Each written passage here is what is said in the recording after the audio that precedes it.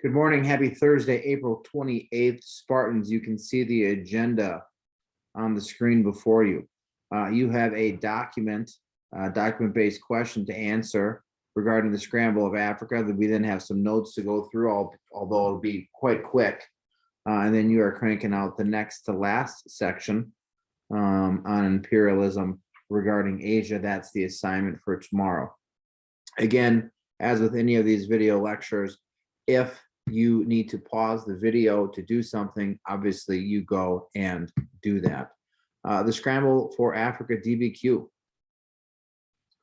Here is the document. The question is, according to the document and your textbook that you read, how did the Europeans view Africa?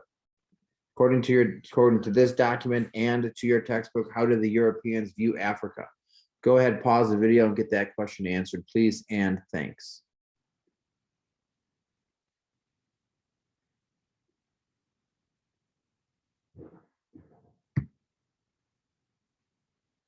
All right, so here's the thing with Africa. African colonization more or less comes last in the empowerment of the West. North America, South America received a lot of attention. And then Asia received a lot of attention. Once the European powers are more or less kicked out of North and South America, and all they're left with is their Asian colonies, Africa becomes significantly important. One, at the very least, European explorers, European traders needed places to stay, needed ports at which to harbor during their journey to and from Asia to Europe. Once they're kicked out of, once they're expelled from North and South America after the revolutions, Africa becomes exceptionally important. Again, these are the new supplies of resources that European factories need. These are definitely the new markets that European businesses need to sell their products. And again, continuation of oasis along the journey to and from international trade. The colonization of Africa comes at a much more, how do I want to say it, civilized approach. And a lot of previous colonization in regards to colonization in Asia, a lot of colonization comes with war, with conflict. Wasn't quite the case in Africa.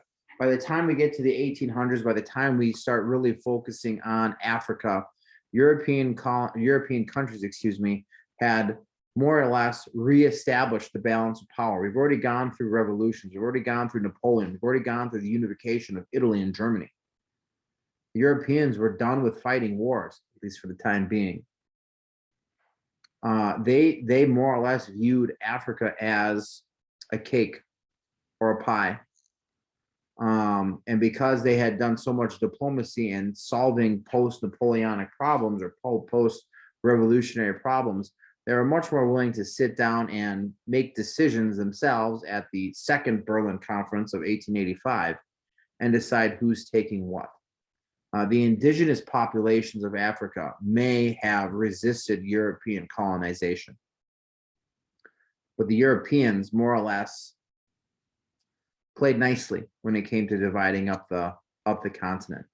You're going to see there are some major players in African colonization. The French are going to have a large share of North and Western Africa. The British are going to have a significant control of the Eastern African provinces, all the countries, all the way from Egypt down to South America. This is largely going to be to the fact that, one, the British are going to want to control the Suez Canal, which they're going to gain control of because they have a significant trade coming to and from India, which is one of their, as they would refer to it, as crown jewels. The other major player in this region are going to be the Dutch. Now, what your book, for whatever reason, doesn't explain to you While the Europeans played nice in dividing up Africa, the African indigenous population certainly did not. They had been dealing with the Portuguese, with the Spanish, with the French, with the British for centuries by this point in time. They had no interest in being colonized by a foreign power. There was a significant amount of resistance. But what your book doesn't tell you is where these borders are drawn, whether it is present day African countries or these colonial boundaries established 120 years ago, 140 years ago. What European countries did is, you can see on the map on the left, where those borders are drawn in present day boundaries, right? The dark lines, you're going to see these dashed lines where they were laying claim to territory. What the European powers had done was group different African tribes in the same country or in the same colony. I would ask you, if I was in class, I'd ask you, why Europeans? Why would the British, why would the French, why would the Dutch group A, or indigenous population A with indigenous population B? And the hope would be that someone would say, you know, well, if group A didn't like group B, they'd fight one another, which is exactly why they did it. And if they're fighting one another, then who are they not fighting? That would be my next question. The next question, hopefully the answer would have been, well, then they're not fighting the European country. While European countries played nice with the division of Africa, the indigenous populations there did not. The Europeans, while they sat down and figured out who's taking what and laying claim to which region, they more or less compiled evidence of the indigenous populations. And they made sure to put multiple groups in the same colony so they could play group A off of group B and off of group C. Because if they're fighting one another, then they're not fighting the Europeans. They would carry out this practice. They would carry out this practice through the Middle East as well as through Asia, getting one group or giving one group more privilege, more rights, more power than the next. Because if the indigenous population hated each other, then they weren't fighting the Europeans.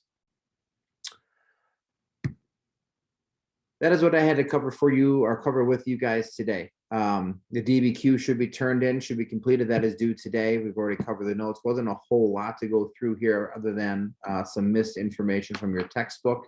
Otherwise, the information that you took down with your reading guide would be sufficient. You have the next section in the chapter 26 reading guide, 26 through 39. We are going to look at the colonization of Asia tomorrow. And then we'll head out to the weekend. So DBQ turned in, and then 26 through 39. Hope you guys are all doing well. And we'll see you guys on Friday. Go Spartans.